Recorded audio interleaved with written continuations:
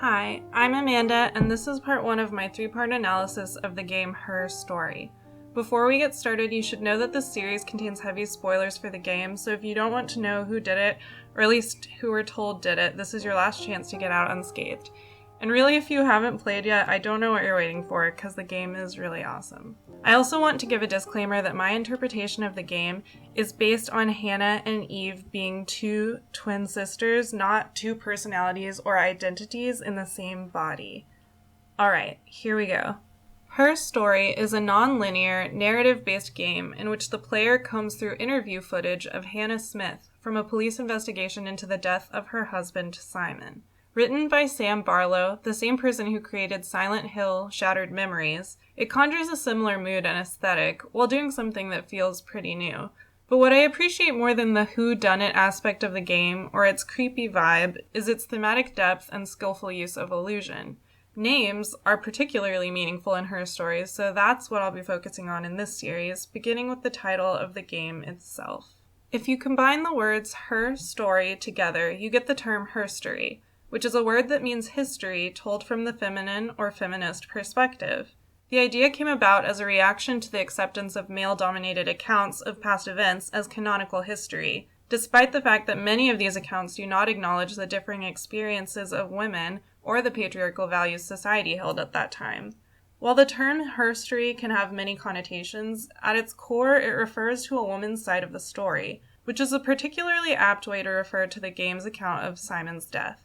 By alluding to and then subverting traditional historical and mythological narratives, Herstory allows its female characters to speak for themselves and tells a different, more explicit and nuanced story of female persistence, survival, and ultimately freedom from societal expectations. Of course, the title is not the only meaningful name in the story. Almost every character's name is biblically or historically or mythologically significant in some way. The most obvious connection the game makes to our cultural consciousness comes from Eve, Hannah's twin sister. She has a tattoo of a serpent wrapped around an apple on her arm, a clear reference to Adam's wife, the first woman in the Bible created by God, who ate fruit from the tree of knowledge of good and evil and then shared that knowledge with her husband. Hannah's sister Eve is obviously not the first human woman in existence in the universe of the game, but she is the first person the detectives interview about Simon, although they believe she's Hannah at the time. And therefore she's the first woman we as the player encounter. As in the Bible, Eve discovers and disseminates knowledge of good and evil, or in this case, the truth of the twins' lives and who is guilty of Simon's murder. But the biblical Eve is often perceived as an emblem of female weakness and the evils of temptation and knowledge, while our Eve is not so cut and dry. It's never made clear whether Eve was responsible for the allegedly accidental deaths around her, Florence, the twins' parents, and maybe even Hannah's miscarriage, or whether those deaths were directly caused by Eve's discovery that she and Hannah are twins. But we do know Eve did not murder Simon, and we don't see her punished for her pursuit of knowledge in the game, the way Eve is punished for original sin in the Bible.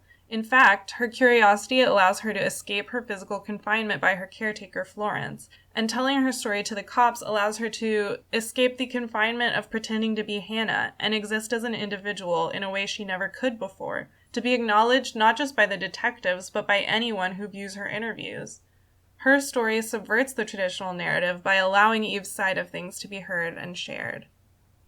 Thanks for watching! Be sure to like the video if you enjoyed this analysis, and come back soon to hear about Hannah and the role of sisterhood in Herstory.